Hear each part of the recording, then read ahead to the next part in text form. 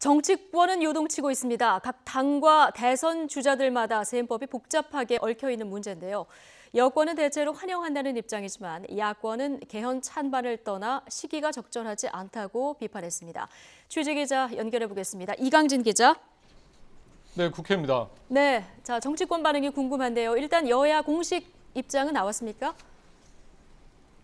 네, 박 대통령 연설에 대한 여야의 공식적인 입장부터 살펴보겠습니다. 새누리당은 정기 국회부터 개헌을 논의하는 것이 시기적으로 적절하다고 환영했습니다. 대변인 논평을 통해 박 대통령이 여러 경로를 통해 여론을 청취해왔고 개헌 논의는 국민적 공감대를 형성하고 있다며 이 같은 입장을 밝혔습니다. 하지만 야권은 반발했습니다. 더불어민주당은 개헌에 대한 찬반 입장을 밝히지 않은 채 갑작스러운 개헌 발표에 대해 측근 비리로 수세에 몰린 국정 전환용으로 진정성이 없다고 일축했습니다. 민주당은 대통령제의 문제가 아니라 박 대통령 자신의 불통에 문제가 있다고 지적했습니다. 국민의당은 일단 개헌 추진 입장엔 환영했습니다.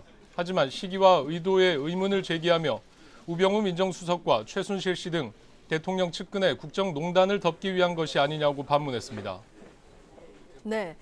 자, 대통령의 개헌 방침이 갑작스럽게 나왔는데요. 자, 주요 정치인들은 어떤 의견을 내고 있습니까? 네, 그동안 정치권에서는 비박근혜계와 비문재인계를 중심으로 개헌론에 불을 지펴왔지만 진영마다 셈법이 복잡했습니다. 이번에 박 대통령이 임기 내 개헌을 추진하겠다고 밝힌 만큼 양상은 달라질 것으로 보입니다. 시정연설 직후 여야 의원들은 개헌에 대한 입장을 각각 밝혔습니다.